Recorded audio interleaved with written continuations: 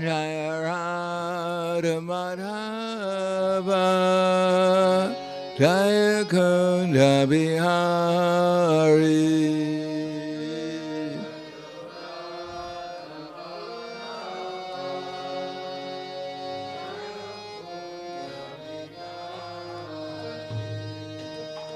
Jaya Radha Madhava Jaya Kunda Bihari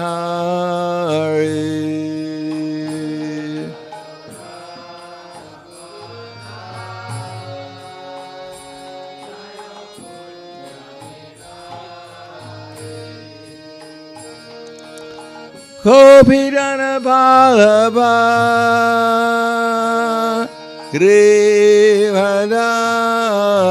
Grivadari Jaya Grivadari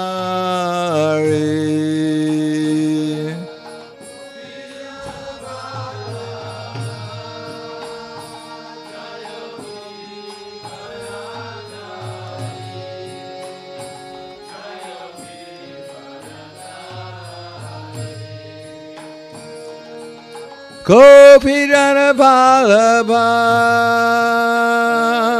Grivadari Jaya Grivadari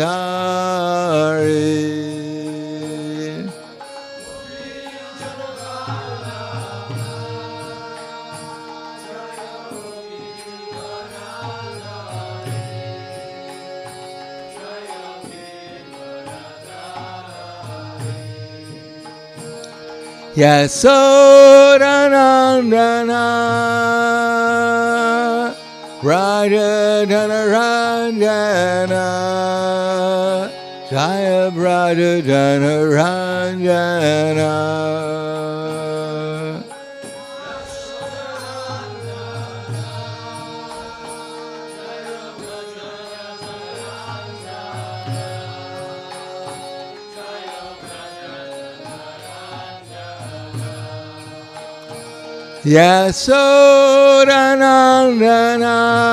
Yasodanandana Raja Dhanaranjana Jaya Raja Dhanaranjana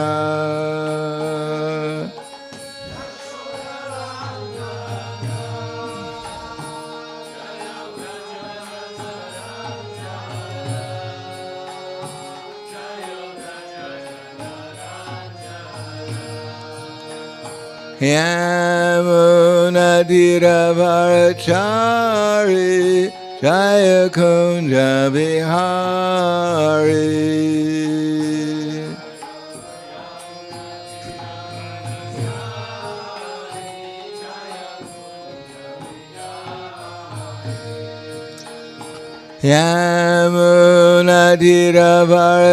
Yamunadiravarachari Jaya Kunja Bihari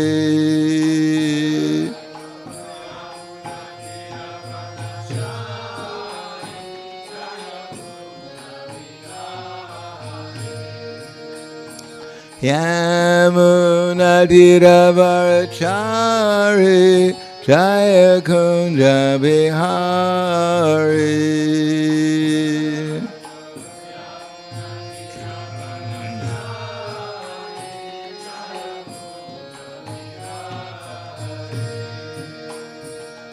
Radha Madhava Jaya Kunja Bihari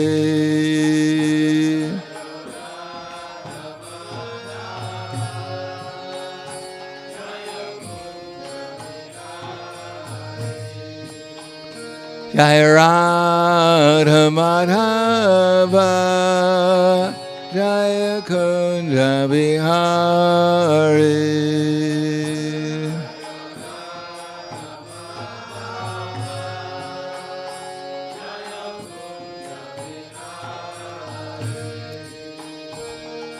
Gopidana Vallabha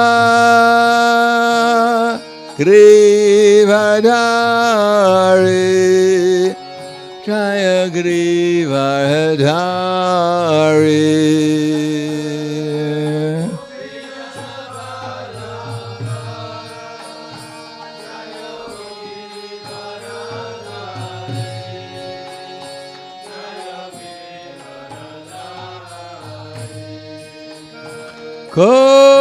Gopijana Vallabha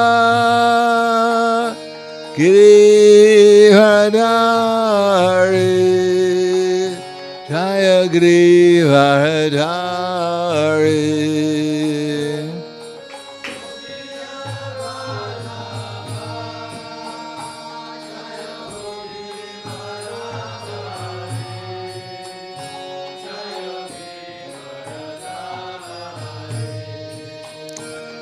Yasodanandana Raja Dhanaranjana Jaya Raja Dhanaranjana.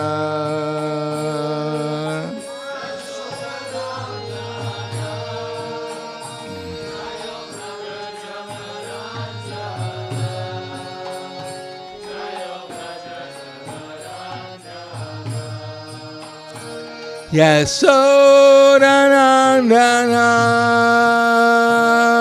Raja Dhanaranjana Jaya Raja Dhanaranjana.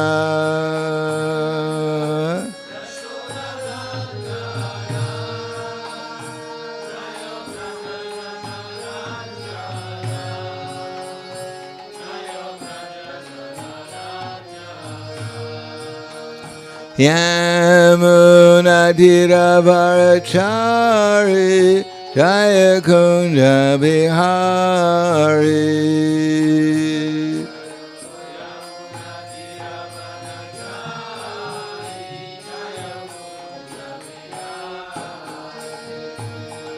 Yamunadiravarachari Jaya Kunja Bihari.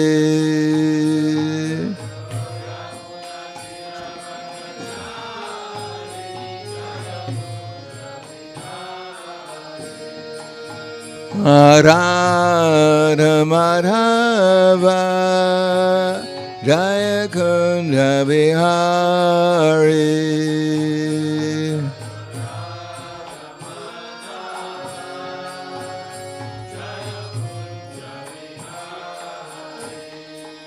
Jaya Radha Madhava Jaya Kunja Bihari.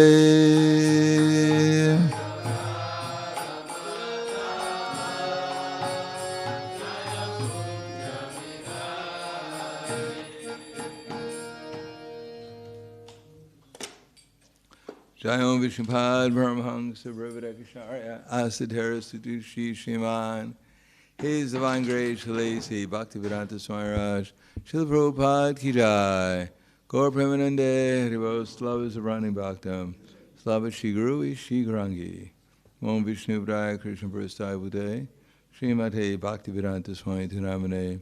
Namaste Saraswatunde Ve Gauravani Pacharane Nirvishesha Srinivadi Paskadyade Siddharne.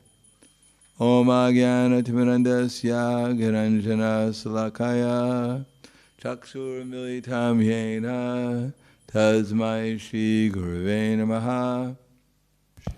Shri Chaitanya Manobishtam Stapitam Yena Bhutale Swayam Rupa Kadamaham Tadati Swapadantikam Vandeham Shri Guru Shri Uta Parakamalam Shri Guru Vaishnavam Scha Shri Rupam Sagrajatam Sahagana Raghanatam Vidham Tham Sajivam Sadvaitam Sabadutam Prijana Saitam Krishna Chaitanya Devam Shri Radha Krishna Padan Sahagana Lalita Shri Visakans Vidhamscha. Hey Krishna Karna Sindho Dinabando Jagatpate Gopesha Gopika Kanta Radha Kanta Namostute Tapta Kanchana Gaurangi Radhe Vrindavaneshwari Vrishubhanu Sudhadevi Pranamami Hari Priye Vanchakapa Turvyascha Kripa Sindhu Vyevacha Patidanam Bhavanebhyo Vaishnavebhyo Namo Namaha. Shri Krishna Chaitanya Pranityananda Chadvaita Gadadhar Shivastri Gaur Bhaktivinoda Hare Krishna Krishna Krishna Hare Hare Hare Rama Rama Rama Hare Hare. Om Namo Bhagavate Vasudevaya. Om Namo Bhagavate Vasudevaya. Om Namo Bhagavate Vasudevaya. Srimad Bhagavatam, Canto 8, Chapter 8, The Churning of the Milk Ocean, text number 39. Deva Swaya Bhagams Arhanti Ye Tulya Yasa Hetavaha Satra Yaga Evai Tasmin Esha Dharma Sanatanaha Deva Swam Bhagam Arhanti Ye Tulya Yasya Hetavaha Satra Yaga Evai Tasmin Esha Dharma Sanatanaha.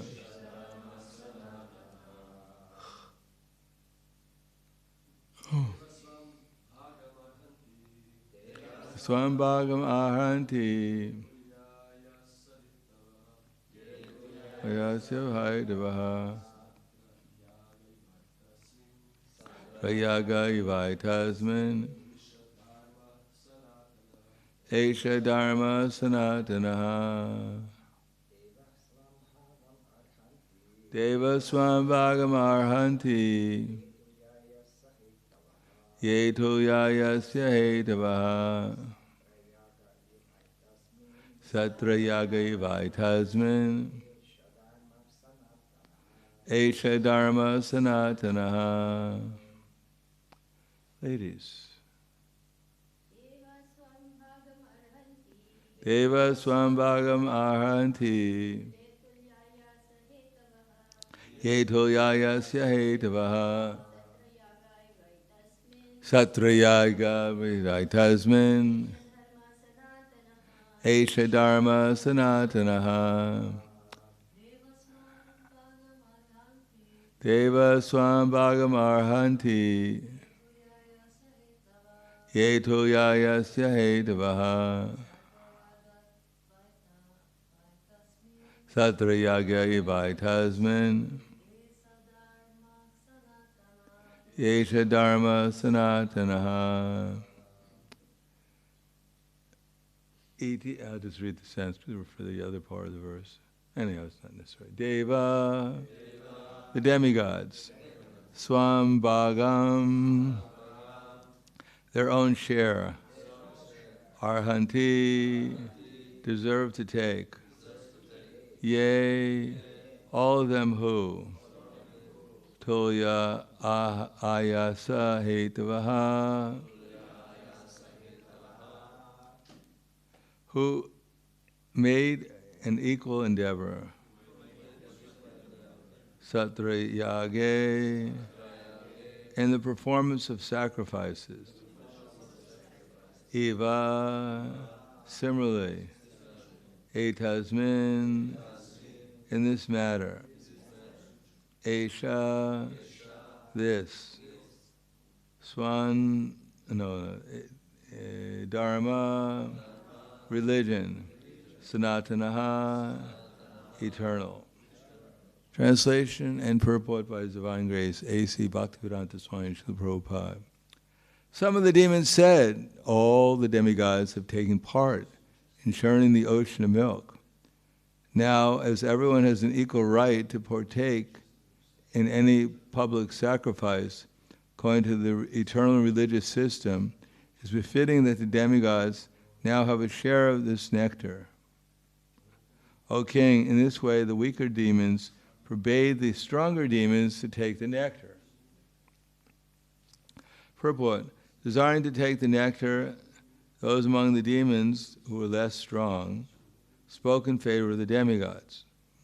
the weaker daityas naturally pleaded on behalf of the demigods to stop the stronger daityas, from drinking the nectar without sharing it. This way, disagreement and trouble arose as they forbade one another to drink the nectar. Typical diplomacy.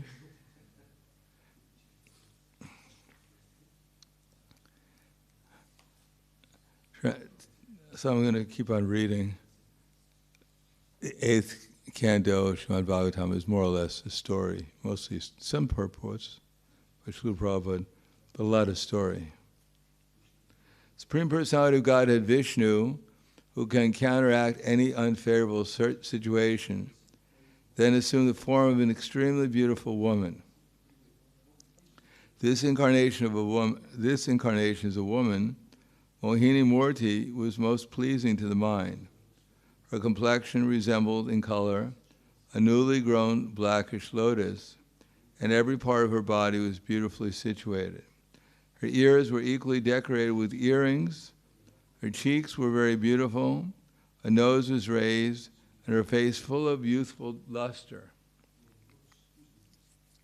Her large breasts made her waist seem very thin. Attracted by the aroma of her face and body, bumblebees hummed around her, and thus her eyes were restless. Her hair, which is extremely beautiful, was garlanded with malika flowers, or actually, malikia flowers. Her attractively constructed neck was decorated with a necklace and other ornaments. Her arms were decorated with bangles, her body was covered with a clean sari, and her breasts seemed like islands in an ocean of beauty.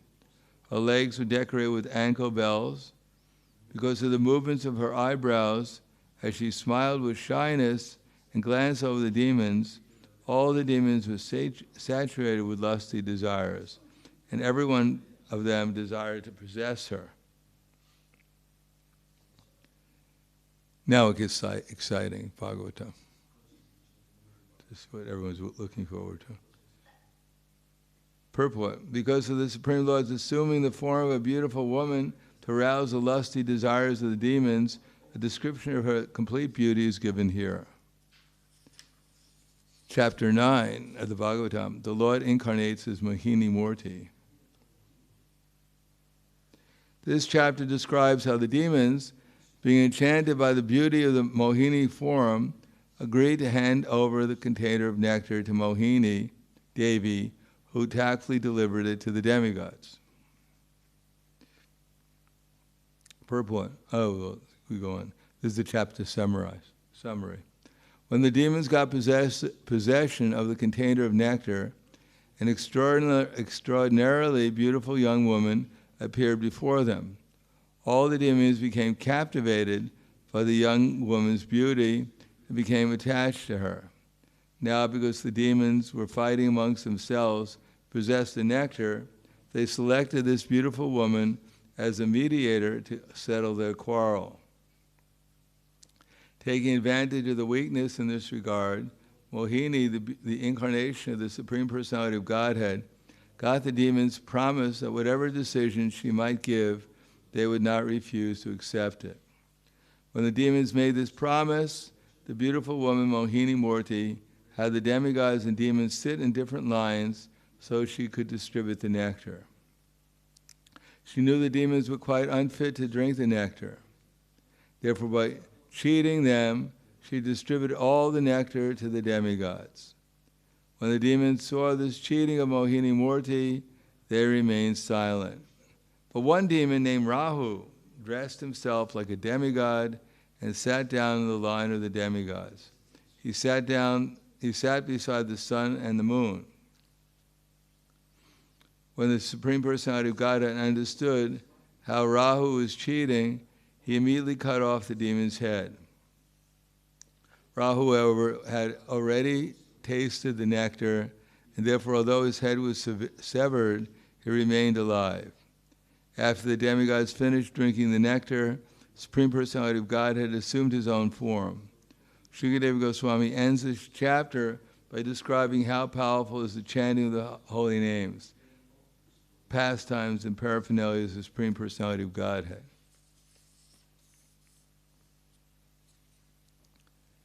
So we'll keep on reading. The whole chapter is all about, well, mostly it's about demons versus the demigods, the eternal pastime of demigods versus demons. And it goes on all over the universe. Sometimes there are hardly any demigods, and everyone is a demon. Therefore, fighting still goes on, but not fighting on religious principles. But this is all about fighting on religious principles that goes on eternally in this universe. It's not that somehow or another we're in a situation where there just happens to be demons, and Krishna has created a few potential demigods who are trying to follow religious principles. But this is the eternal fight. This is what the whole universe is about. People think the universe is about the birds and the bees and whatever, the flowers and the trees. But actually the whole universe is just about a fight between the demigods and the demons. And sometimes the demons win, and sometimes the demigods win. So we shouldn't think, well, because I'm a demigod, or trying to become a demigod, I'm automatically going to defeat the demons. I don't have to do anything. No, if the demigods act like demons, if they don't follow perfectly the religious principles, then they get defeated. And the demons, when they act like demigods, then they become victorious. Therefore, yatra yogeshvara Krishna, yatra partha dhanardana, tatra shira vijayo bhutir, dhruva nitya matir mama. Yatra yogeshvara Krishna, wherever there's Krishna, who's the master of all mystic power, and wherever there's Arjuna, who carries the bow Gandiva, there'll certainly be opulence, victory, morality, and extraordinary power. When the demons follow Krishna's directions, even unconsciously, even without consciously doing it for Krishna, still they get some power. And similarly, when the demigods neglect to take shelter of Vishnu, then they're put into difficulty. But the demigods, generally when they're in difficulty, they turn to Vishnu to help them, and then they're put back on the right path. So this is what will be explained in this 8th canto, so that by the time we get to the 10th canto, where we're supposed to be self-realized, then we should have already figured out that I'm not going to take shelter of the material world, I'm only going to take shelter of Krishna. And if we haven't come to that conclusion, we could always read the 10th canto, which we'll probably get into. It usually takes us a year to get through these cantos. But eventually we'll get to the 10th canto, and if we haven't understood that, then we won't be able to actually relish what's being described in the 10th canto, and we may even have different ideas of what it is. In any case, as much as one can actually take shelter of Krishna and give up the desire to control and enjoy the material world, of which Mohini Murti will become a personification of that we're here in the material world to imitate Radha and Krishna. Everyone wants to become Radha or Krishna, and therefore the material universe goes on because of the desire to do that. And if someone appears to be like Radha, then everyone who's aspiring to become Krishna automatically wants to possess her. And indeed that happens to the demons, but as we'll find out, we may think, well, they're demons, of course, but we'll find out that even these demons are better educated than most of us are. They're not just ordinary demons. They actually follow some principles. Nowadays, the demons don't follow any principle. The only principle they follow is that they don't follow any principles. That's a kind of principle. So let me keep on reading. Shukadeva Goswami said, thereafter the demons became inimical toward one another, throwing and snatching the container of nectar. Hope it didn't break. Imagine you had a container of nectar and everyone's grabbing for it. They gave up their friendly relationship. Meanwhile, they saw a very beautiful young woman coming forward toward them. So those who are demons, or those who have a tendency for demoniac, being demoniac, even on a slight pretense, there's a quarrel, there's disagreement. All over material gain. If one thinks that one can get some material gain, one will fight even one's brother or sister or father or mother, just for the benefit of material acquisition. And these demons, they're all brothers or relatives because they're all sons of the same father and mother, they're daityas. Still they're going to fight with each other over the nectar. So this goes on eternally. Everyone's fighting with each other over the nectar. Nowadays the nectar is money, money sweeter than honey. A professional thief, a professional soldier, a thief and a merchant will risk their very lives to get money, according to Prahlad Maharaj. So with money we can get honey, if there's any available nowadays. They don't run out of it.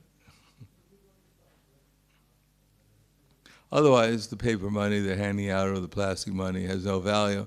It's only the honey that we're actually trying to get from it.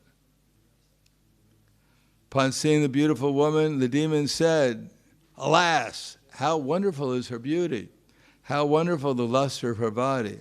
And how wonderful the beauty of her youthful age!"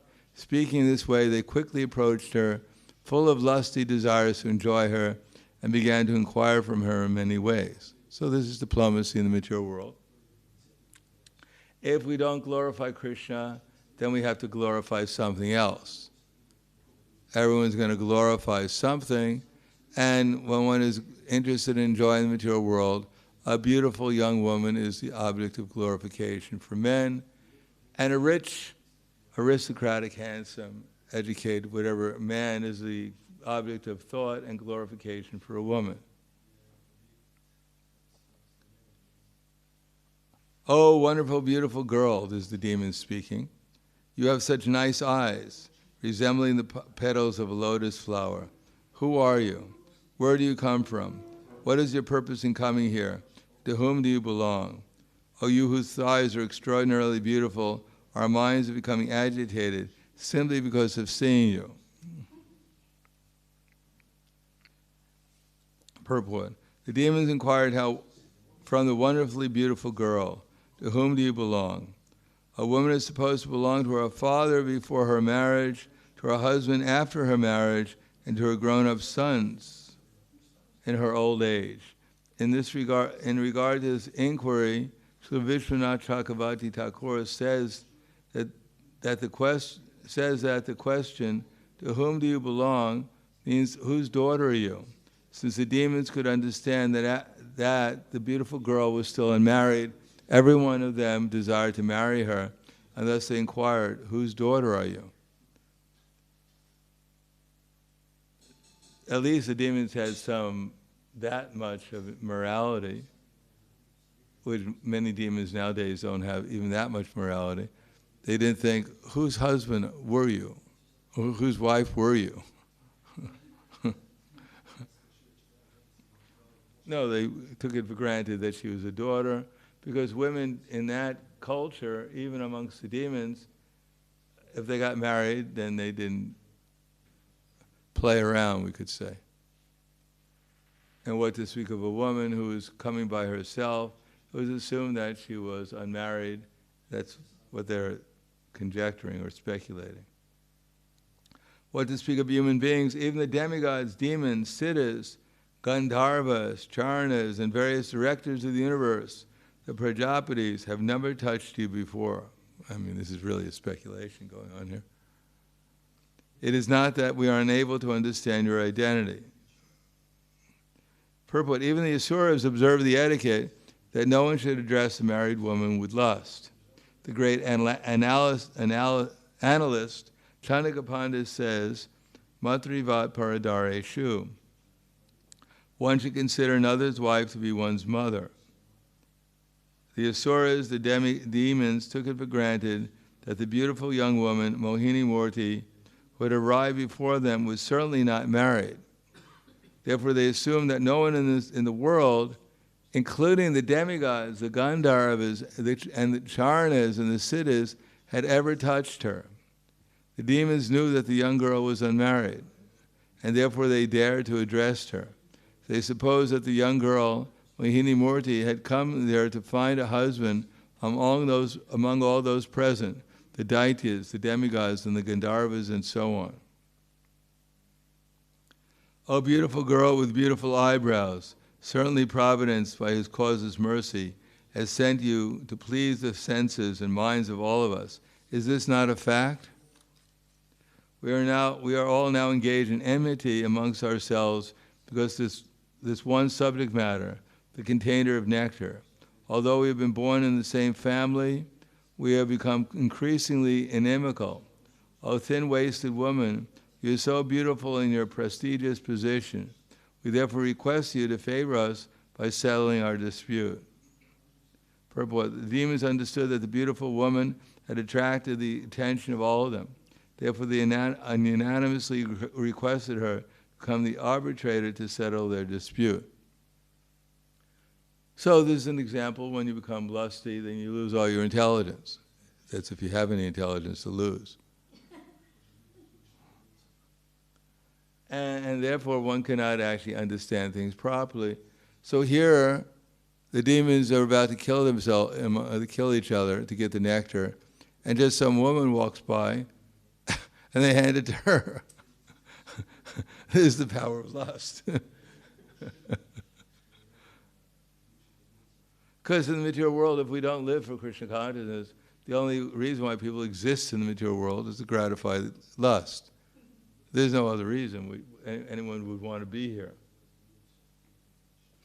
And therefore, anything that becomes attractive, any object, I guess she looked better than the jar of nectar or whatever it is. So they decided to take shelter of her rather than a jar of nectar. All of us, both demons and demigods, have been born of the same father, Kasyapa, and thus we are related as brothers. But now we are exhibiting our personal prowess in dissension. Therefore, we request you to settle our dispute and divide the nectar equally among us. I mean, they could have just done it themselves. They could have just decided to divide it up equally amongst themselves, but none of them could actually do it. That's the power of lust also. They knew that they should divide it up equally amongst themselves, but they were so lusty that as soon as they got their hands on it, they wanted it all for themselves. It's just like a baby. The baby's hands is out. If you put your finger on the baby's hands, immediately it closes and it won't let you go. I got it. I'm not going to let it go. So that's the material world. As soon as you possess something, oh, it's mine. Before, you have no relationship to it, but as soon as it's in your hand, oh, it's mine, I can't let it go. That's the nature of the illusory energy. Having thus been requested by and the question is whether it has you or you have it.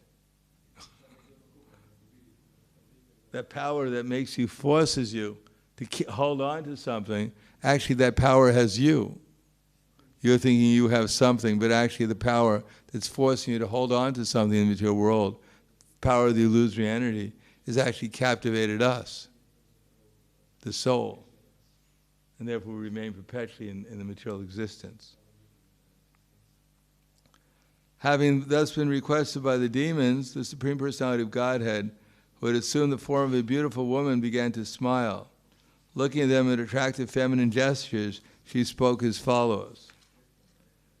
Supreme Personality of Godhead in the form of Mohini told the demons, O sons of Kasyapa Muni, I am only a prostitute. How is it that you have so much faith in me? A learned person never puts his faith in a prostitute, in a woman. So notice, he's saying, Mohini Murti is saying, I guess she's a prostitute, but then she's looking at them with attractive feminine gestures to captivate them. So this is how the material world works.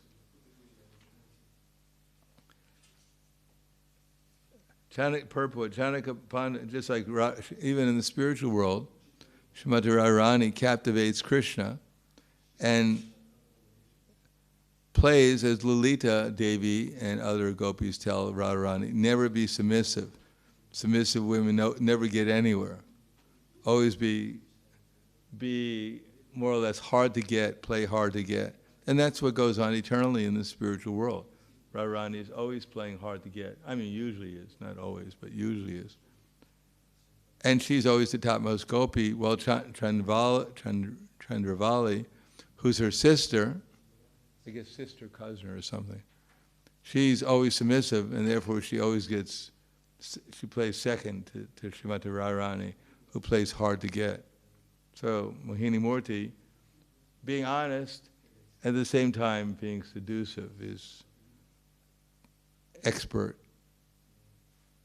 for the material energy. After all, Krishna he's created everything, so he knows exactly how to play every role expertly. Here's Chanaka Pandit again.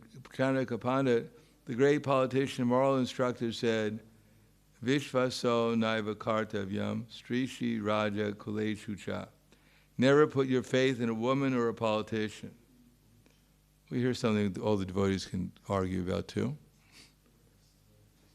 Thus, the Supreme Personality of Godhead, who is pretending to be a woman, warned the demons against putting so much faith in her, for she had appeared as an attractive woman, ultimately to cheat them, indirectly disclosing the purpose for which she had appeared before them. She said to the sons of Kasyapa, how is this? You're all born of a great rishi, yet you are putting your faith in a woman who is loitering here and there like a prostitute, unprotected by father or husband. Women in general should not be trusted, and what to speak of a woman loitering like a prostitute. The word kamini is significant in this connection. Women, especially beautiful young women, invoke the dormant lusty desires of a man. Therefore, according to the Manu Samhita, every woman should be protected, either by her husband, her father, or by her grown sons. Without such protection, a woman will be exploited. Indeed, women like to be exploited by men. As soon as a woman is exploited by a man, she becomes a common prostitute. This is explained by Mohini Murti, the Supreme Personality of Godhead. So even the devotees will argue over this.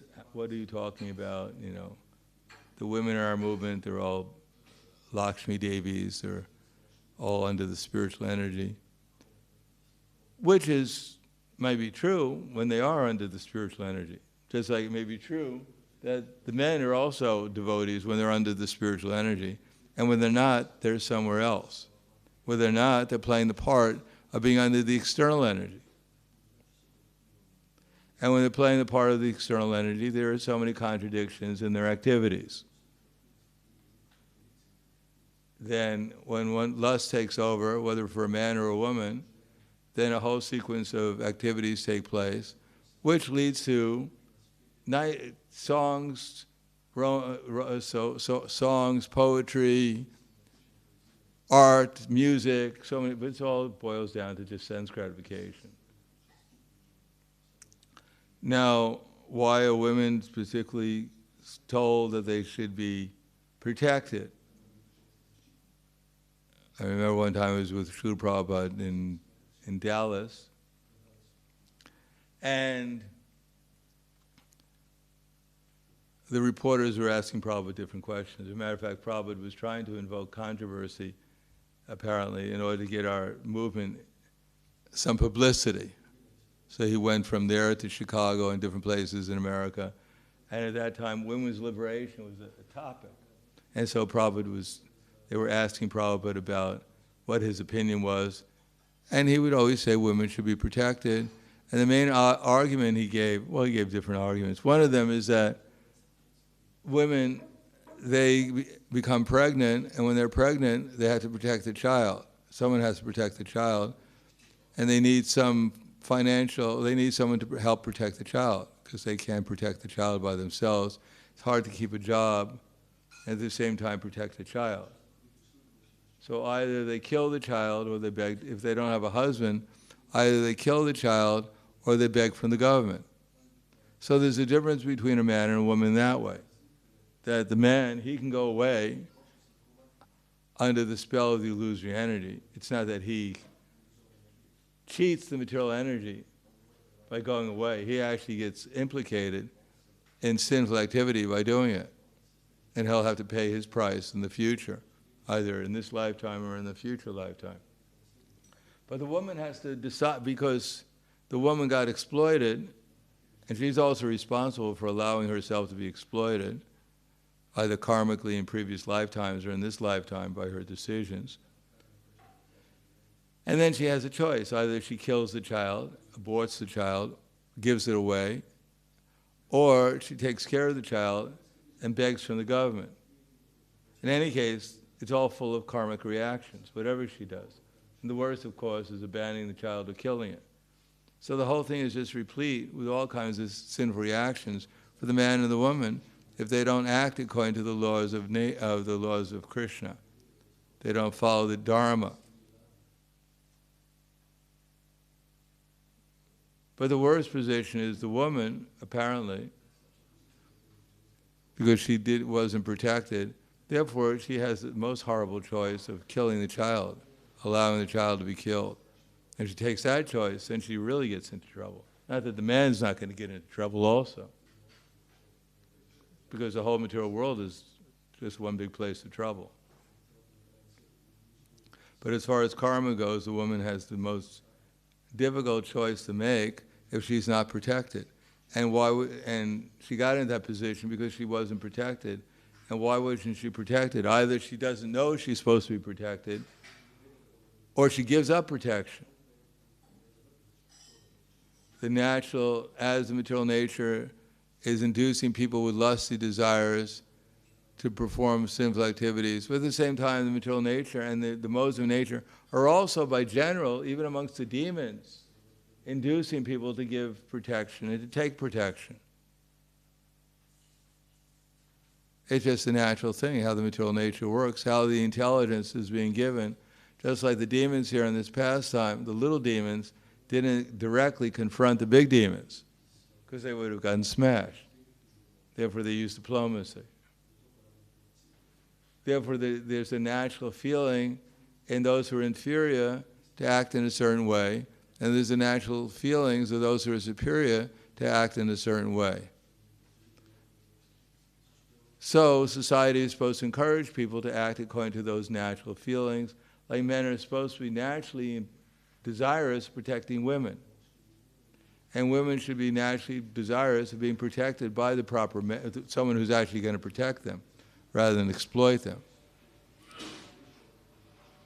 But when men lose the desire to protect women because they don't feel they're protectable, they don't want to be protected, you want to protect something you find valuable. And something's valuable in the material world. A woman is valuable in the material world if she's chaste, if she actually belongs to you. If the man gets this idea that the woman actually belongs to him, then he'll want to protect her. But if she's not chaste and he doesn't really feel like she belongs to him, then he'll simply try to exploit her. And in that exploitation, there are so many karmic reactions that are going to happen, which are all undesirable. So modern society, beginning with the killing of animals, which is like especially killing the cow, means you're killing you're killing your mother. If you're killing your mother, you're going to kill anyone. And if you kill your father, you're going to kill anyone. And then, because of the lust that generates the sinful reactions and the mode of ignorance, therefore one will simply become impelled to take intoxication and gratify the senses, and then everything is a speculation. As the demons we see here are speculating. A woman walks in, she's beautiful, and they give her all kinds of, they just speculate. Oh, you're not married. You're looking for a husband. Here I am. I just happen to be loitering around here also. And then Mohini Murti tells the truth. I've come here just to bewilder here to cheat you. And they say, oh, that's so funny. Really, yeah, please cheat us. We want to be cheated by you because you're so beautiful. So that's the material world. Somebody even says, I come here to exploit you. They say, yeah, right. You're exactly the person I want to exploit me. In other words, the material world is a place where everyone's crazy. And if people act crazy, we shouldn't think it's so unusual because this is a place for crazy people.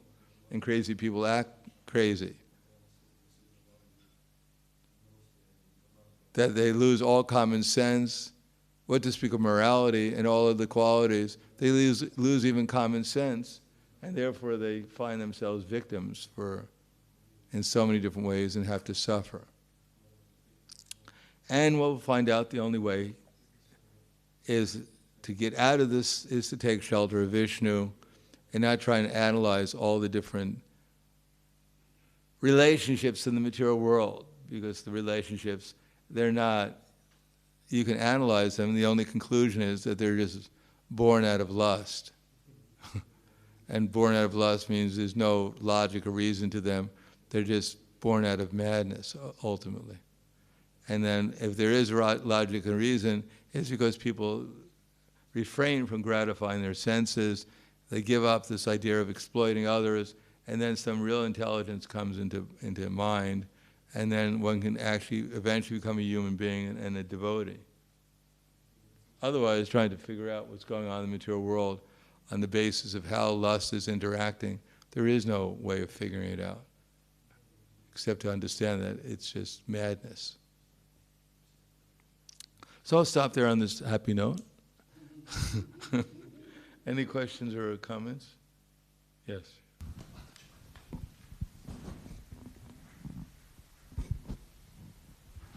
Yes, as you said, Maharaj, there's a lot of controversial points over here in this purport.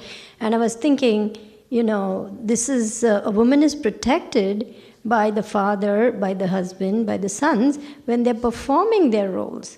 Today, even if you have a father or a husband, if they're not performing their role, you're as good as not protected.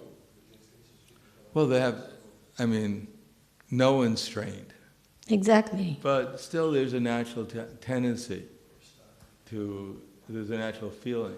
So if the woman wants to be protected by a father, unless he's completely a madman in the mode of ignorance, which is possible also in Kali Yuga, if they have any kind of training, in religious principles, because there is some kind of religious principle still current within society, then the natural feeling of protection will be there. Hopefully. It's not always there because people have degraded themselves, it's not a given. But if there's something resembling civilized society, because even we find here the demons have some morality, some etiquette, some line that they draw. And that was because of Vedic times, but today a father is supposed to arrange for his daughter to be married, but most parents, at least in the Western world, they'll make their own choice, they will choose their own partners, they will... Yeah, of course we're living in an animal society with but even the animals sometimes take care of their children, sometimes they take care of their husband or their wife. So even the animals, so we're living in an animal society. But that's what our movement is supposed to be for. Right. Establish culture. Mm-hmm. Without that culture, it simply will remain an animal society and degrade itself more and more so that even the animals won't take care of even their own children. So less than the animal, I should say less than an animal society. Right. So really we need to train our sons and daughters to take up responsibility and to fulfill their roles as husbands, as fathers, as mothers, as wives, I think nicely. That's nice. Yeah, we should do that. We should train ourselves to become proper fathers and mothers too. Of course. So we show them an example. For instance, in astrology, if you want to find out if a man or a woman are compatible for marriage, you look at their sun and the moon. In general, because the sun represents the father and the moon represents the mother. And if they're in good positions, they're strong, then you know that they had a good father and mother, and therefore they're probably following that role model for their father and mother are likely to be good father and mother too, or mother. So even if they're not, still we can be trained to become proper fathers and mothers. Mm-hmm.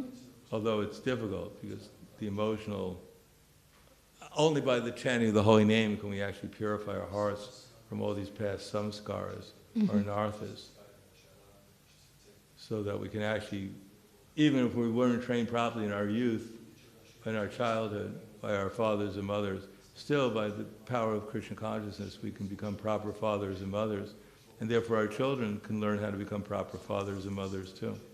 Jai. Thank you. Yes, Guru Maharaj. Thank you. Anything else? Yes.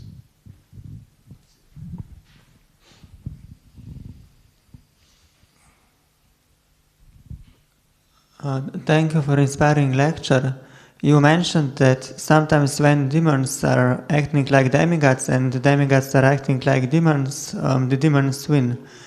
And I was just wondering, what is the essence which separates the demons from demigods? So how to evaluate who is demon, who is demigod, if it is not always based on their actions?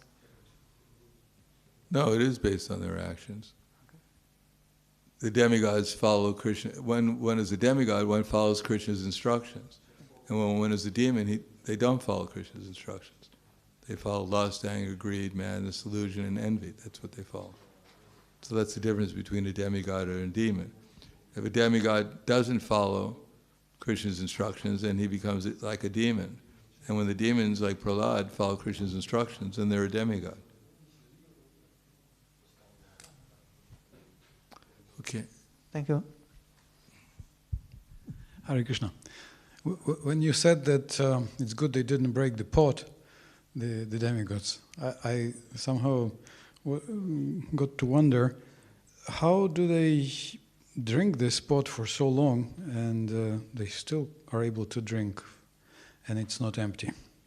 How do they brew it again? Does Dhanvantari bring more? Do they, or is it some self-replenishing pot? I have no idea. I don't even know if I was there. I can't tell you at all. In any case, we just have to trust. If you find yourself in that position, you're last in line, you have to have some faith. Especially if you're a demigod. If you're a demon, your faith is useless. Anything else? All right, thank you very much. Grandaraj Srimad Bhagavatam ki jai, Srila Prabhupada ki jai, Gaur Premanande.